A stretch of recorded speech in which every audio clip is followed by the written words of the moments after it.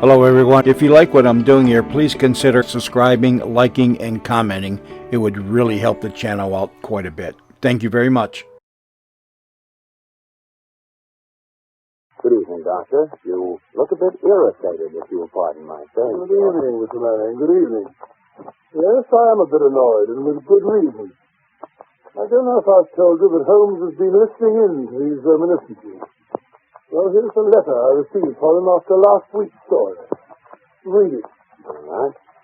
My dear Watson, I noticed that in your last broadcast you gave way to your regrettable habit of emotionalizing your story. Detection, my dear fellow, is or ought to be an exact science. To tinge it with romanticism is like introducing a love story into the fifth proposition of Euclid. As ever, Sherlock Holmes. Well, what do you think of that? But the emotion was there. You couldn't tamper with the truth. Holmes has always maintained that the truth is not in what you say, but in the impression you create in the other person's mind. Well, Holmes always complained that I overstress the human element in recording his cases.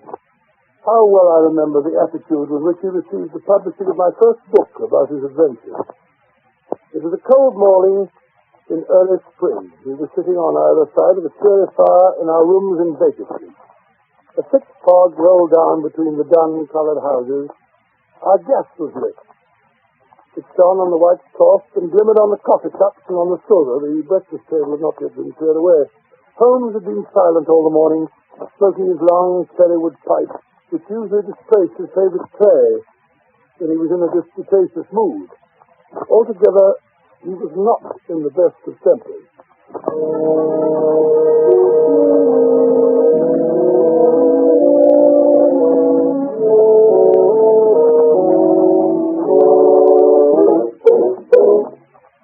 Matches. Where are the matches? Look at that confounded fog. What happens to all the matches in this house, I'd like to know. My dear Holmes, why not use the tongs and a live coal if you want to relight your pipe? Huh? Oh! I burned myself. For heaven's sake, Holmes, stop stuttering. Something's annoying you. Why not get it off your chest? It's that confounded book of yours. Hmm? Sensationalism, Watson. Rank sensationalism. You're always placing the emphasis on the crime. Crime is common, logic is rare. You should stress the logic. You have degraded what should have been a course of lectures into a series of tales. Now, really, Holmes, that's not logical. You're always complaining that crime is falling off. You say there are no first-class criminals left. Quite. And therefore, if you depend on the crime to hold your readers, you will soon be a back number. Criminals. Bah! They've lost all their enterprise and originality. My practice seems to be degenerating into an agency for recovering lost lead pencils and giving good advice to young ladies from boarding schools. Advice to the lovelorn, eh? Well, look at this. This note, it came by this morning's post. Here. The last straw, that's what it is. Read it. Let's have a look. Dear Mr. Holmes, I am very anxious to consult you as to whether I should or I should not accept the situation which has been offered me as a governess. I never do. I shall call at 10:30 tomorrow if I do not inconvenience you. Yours faithfully, Violet Hunter. Where is she? Call at 11 now. Exactly. She's late. Just like a woman. I say, Holmes, you should see your young lady now walking briskly up the street. I see. Brisk, purposeful manner. Nice, bright, intelligent face. Yes, it is. She's stopping at our door. Well, maybe something in this case after all, my dear Watson. She's not the hysterical sort that makes a fuss over nothing. There she is. Come in. How do you do? This is Mr. Sherlock Holmes. Quite. And this is my colleague, Dr. Watson. How do you do? How do you do? I trust you'll excuse my troubling you, Mr. Holmes, but I've had a very strange experience. And as I had no relations of any sort to advise me, I thought I'd just come to you. I shall be very happy to do anything that I can. Well, I've been a governess for 5 years in the family of Colonel Kent Monroe. He's been transferred to Nova Scotia, so that for the last 2 months I've been without a situation. Well, I advertised and answered advertisements, but without success. You see, the money I had saved began to run out, and I was at my wit's end. Indeed. Go on. Well, yesterday I called in at a well-known employment agency run by a Miss Stoker. When I arrived, the outer office was filled with young ladies looking for situations. I was told to wait. But I did. After about half an hour, my name was called out. Well, the door to Miss Surfer's private office was ajar. He could describe it as a prodigiously stout man with a round, smiling face and a heavy chin. His eyes were like two little slits. Well, I advanced to the door, my knees tingling. Oh, Mr. Holmes, if you know how I needed that wait.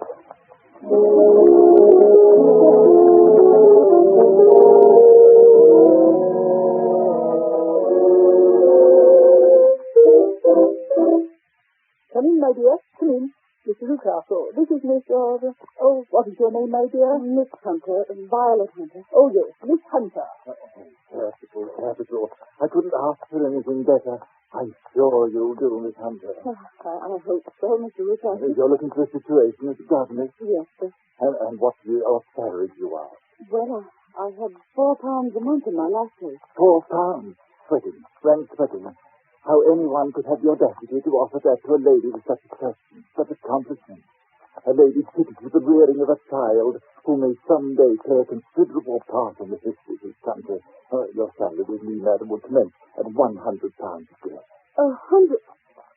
Oh, Mr. Newcastle. And furthermore, it is my custom to advance my young ladies half their salary beforehand. May I ask where you live, Mr. Newcastle? Hampshire, a charming rural spot. The top of Beeches is the name of the place, 5 miles north of Winchester. Oh, the dearest old house. And what would be my duty? One child, a dear little romper, age 6. Oh, if you could see him killing cockroaches with a slipper. Smack, smack, smack. He's gone before you could wink. My sole duty, then, is to take care of this child. Well, I'm sure your good sense would suggest that you obey any little commands which my wife might give, provided, of course, that they were such as a lady might obey with propriety. You see no difficulty. Oh, I should be happy to make myself useful. Oh, by the way, in dress, for example, we're saddy people. Saddy but kind-hearted. Now, if you were asked to wear a particular dress that we might give you, you wouldn't object to our little whim. No. Or to sit here or there, that wouldn't be offensive to you. Why, no. Or to cut your hair short before you come to it. My hair? Oh, yes, it is quite essential. It's a little fancy of my wife, you see. And ladies' fancies, my dear, Miss Hunter, must be consulted. But my hair... Oh, no, I couldn't. No, what a pity. Well, in that case, Miss Silver, I'd best inspect a few more of your young ladies. Good day, then, Miss Hunter. I'm afraid you must consider yourself struck from our list. Oh, but you can hardly expect us to exert ourselves to find another such opening for you. But, Miss Stoper... Good day, Miss Hunter. Oh, just a minute, Miss Stoper. Let's not be too hard on the young lady. After all, my request was a little sudden. Perhaps, Miss Hunter, you'd like 24 hours in which to consider the matter? And view the fact that you have particularly beautiful hair, I might be willing to raise the salary to £120 a year to recompense you for our less simplicity.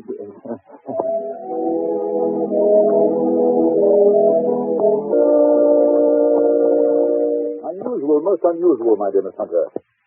What do you make of it, Watson? Well, perhaps his husband's wife is a lunatic and he wishes to humor her in her fancy in order to prevent an outbreak. Possibly, Watson, possibly. In any case, it doesn't seem a nice household for a young lady. But the money, Mr. Holmes, the money, and I need it so. Well, yes, the pay is good. Too good. Why should they give you £120 when they can have their pick for 40? There must be some strong reason. But I have no choice. Then you've made up your mind to accept? Yes, I must. I thought if I told you the circumstances, you would understand afterwards if I wanted your help. And Mr. Holmes, I could feel so much stronger if I knew you were behind me. Certainly you may carry that feeling away with you.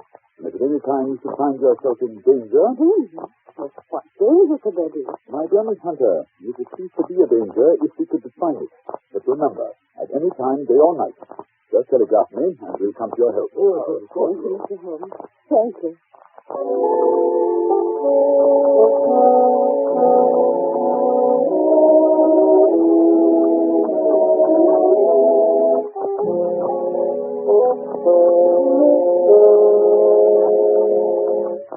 I say, Holmes, almost a week since that charming Miss Hunter called.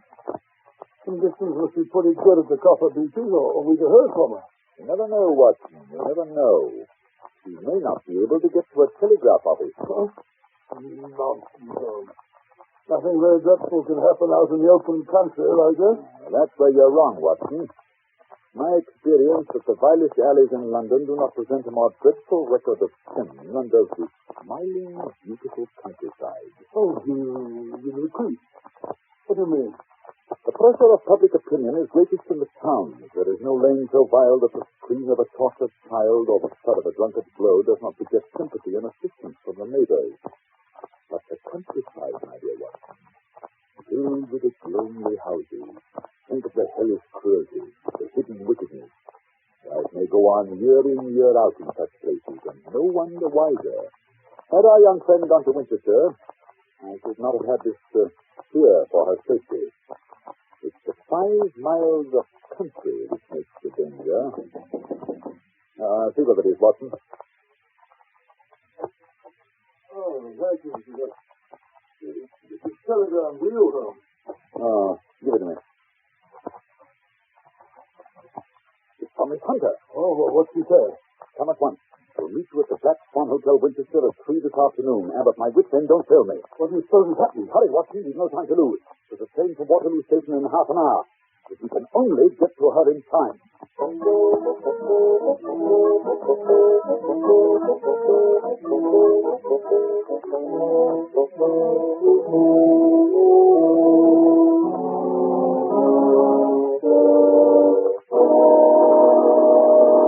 In just a moment, we will follow Sherlock Holmes and Dr. Watson on their strange journey.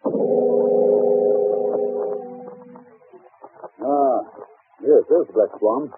Opposite the station. Yes, and if I'm not mistaken, that's Miss Hunter waiting for us on the doorstep. She looks a bit pale and shaky, Holmes? Yes. Poor girl is obviously frightened. Mr. Holmes, so kind of you to come. You too, Dr. Watson. Oh, no, it's all pleasure. I'll tell you how anxious I've been. There now, Miss Hunter.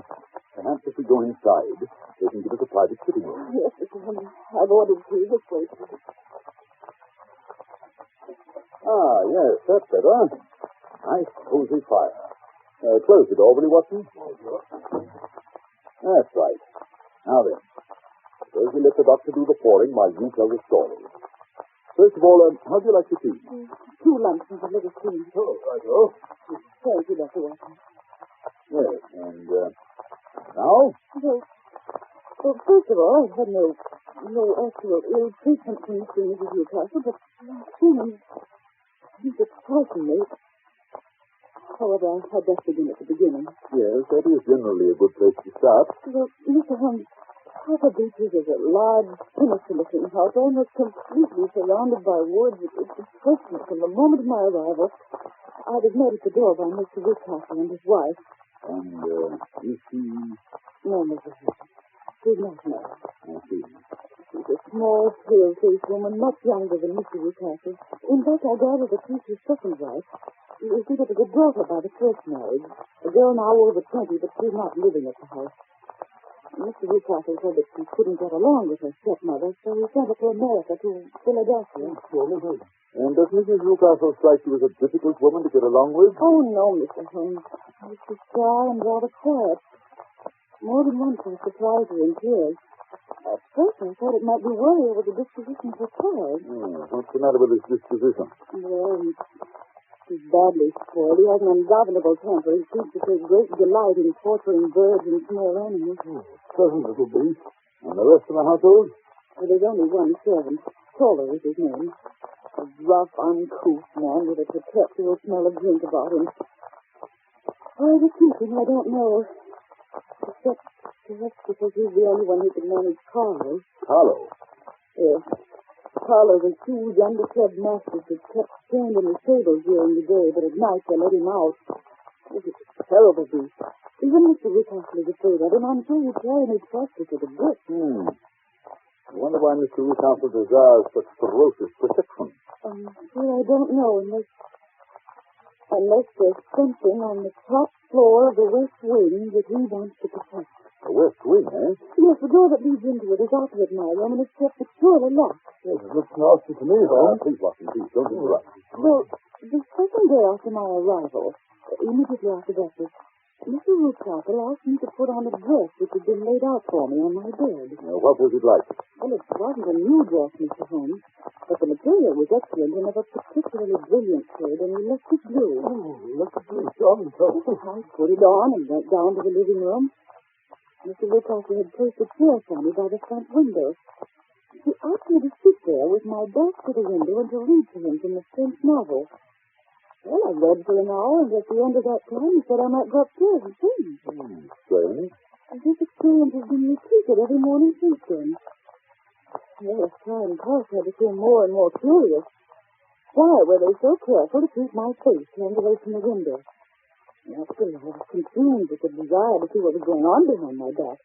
And today I devised a means. I noticed at breakfast that Mr. Rucastle had had quite a few drinks. A happy thought seized me. My hand mirror had been broken, so I concealed a piece of it in my handkerchief and later in my book, feeling sure that Mr. Rucastle was too drunk to notice. Holding the book up, I was able to see everything behind me. And what did you see? Well, at first there was nothing.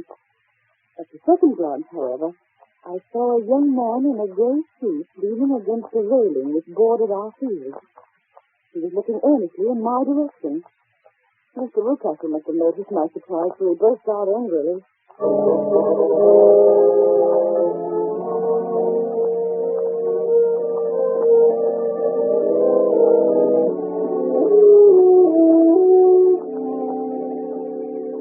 Really, Miss Hunter, your attention must be wandering. That's the second time that you've read that passage. Oh. Furthermore, there's an impertinent fellow up the road who keeps staring at you. Is he a friend of yours? Oh, no, Mr. Rucastle, I don't know anyone around here. Well, kindly turn around and motion him to go away. Would it be better not to notice him? Do what I tell you. Really don't encourage you to have any followers. Very well, Mr. Rucastle. There. Impertinent fellow. That will be all for this morning, Miss Hunter. You may go to your room. Oh, but Mr. Rucastle, I hope you don't... Go to your room, I say. Yes, sir. And after this, you needn't bother to wear that blue dress. Oh, dear, what a frightful household. If I could only get away from here, it was so depressing. What? But she's left the key in the door to the guest room. She must be there. I wonder what's inside. Oh, it wouldn't hurt to take just one look. Oh, how dark it is. Misty. Hey. Three doors. Where the middle one is barred at the end of another one's bedstead. Wonder why? Oh, goodness, what's in here? What was that? Oh, must have been a bat. Someone's in here. Or maybe it's something. I can't stand it. Too eerie. I've got to get out of here. I've got to get out. Oh, dear, there comes Mr. Rucastle. What's this here? Oh, Mr. Rucastle. Mr. Rucastle. Was you then? I thought it must be when I saw the door open. Oh, I'm so frightened. My dear young lady, and what frightened you? I was foolish enough to go into that vacant wing, but it was so lonely and eerie, and the bat swooped down into my face. Is that all? Oh, what else could there be? And why do you suppose that I keep that door locked? I'm sure I don't know. It's to keep people out who have no business there, you see. I'm sure if I'd known. Well, you know now, my dear young lady. And if you ever put your foot over that threshold again, I'll throw you to the basket.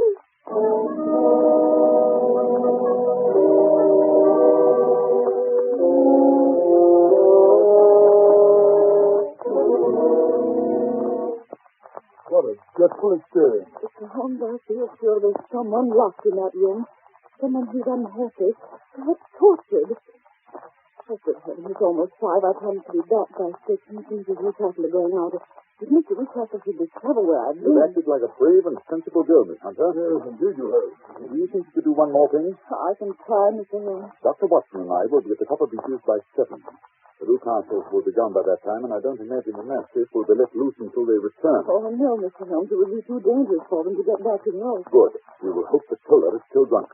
At any rate, you must get us into the house. We must explore the west wing. I'll do my best, Mr. Holmes. Now I must hurry. Goodbye, Mr. Holmes. Goodbye, Miss Holmes.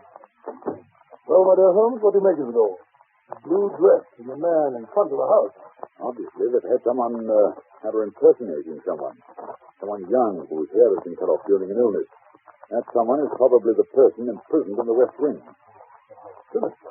That is not the most sinister part of Miss Hunter's story. Oh, what is that? The unpleasant disposition of the child. Oh, what's that got to do with it? My dear Watson, as a medical man, you know that a child's tendencies can be discovered by a study of the parents. But heredity is a science to be worked backwards as well. You get a good insight into the character of the parents by studying the children. This child is cruel, abnormally cruel. He probably inherited it from one of his parents. I only hope nothing serious happens before 7 o'clock tonight.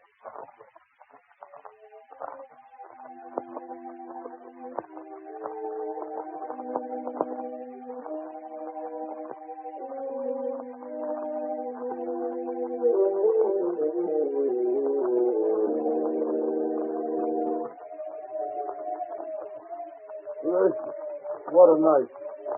First thunderstorm of the season.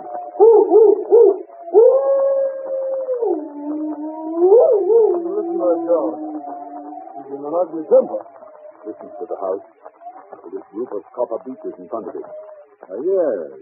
Miss Hunter waiting for us in the doorway. The coast is secure. Come in. You must be soaked to the skin. Oh, you're rather wet yourself. You need to be careful, you know. You'll be Quiet, catching... Watson, quiet. What's that sounding? It's Tola. He was just going out to release the dog. I sent him to the wine cellar, then locked him in. Splendid. I managed to get Tola's fuses off him, too. He was quite drunk. They're duplicates of Mr. Rucastle. Better and better, but come along upstairs. We've no time to waste. Have you got your revolver handy, Watson? Yes. Good. Good heavens, that lightning must have hit quite near here. Oh, the copper beeches, no doubt. Now, this tree. Oh, this one. That's right. Nothing here. Come along. Listen to that rain on the roof.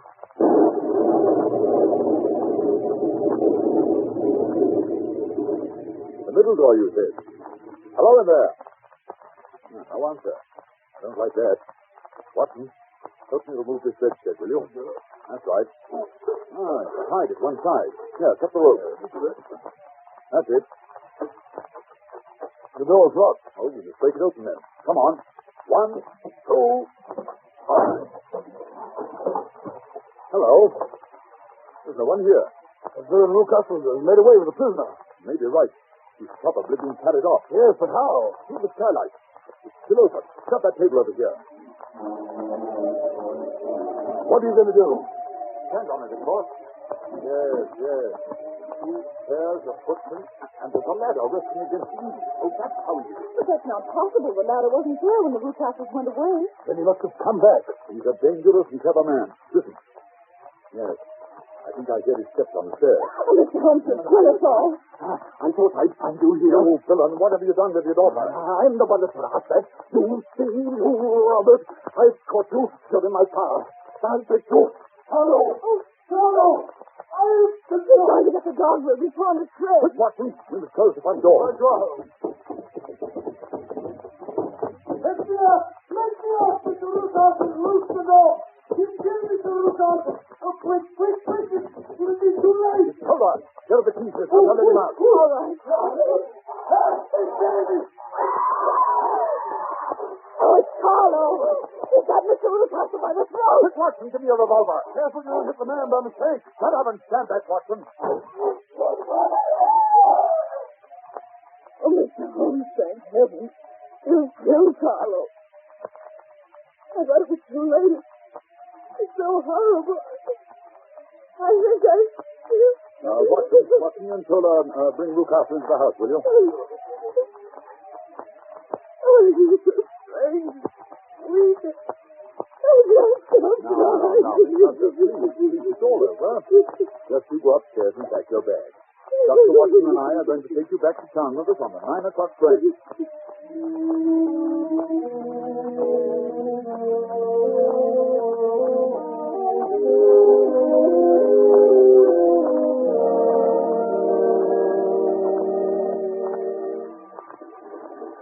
So you think, Watson, that Newcastle will live? I'm afraid so, Holmes. Oh, I'm so glad to get away from that dreadful place. I say, Holmes, just what did happen to the prisoner in the West Wing, and who was it?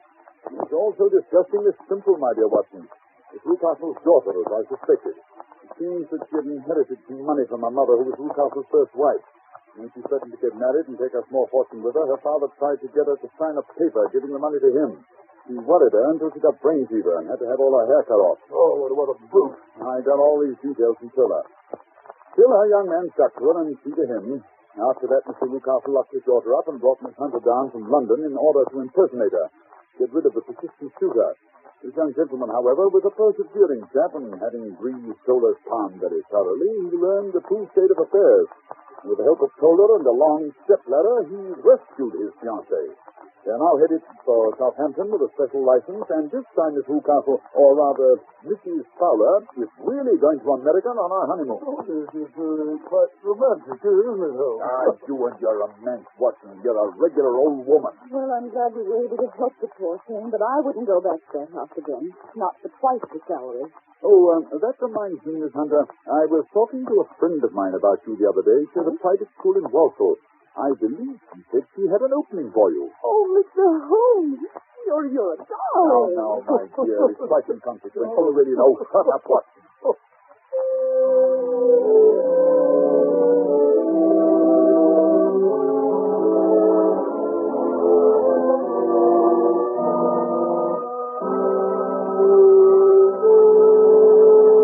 Well, Dr. Watson, you certainly had some exciting times when you were living with Sherlock Holmes.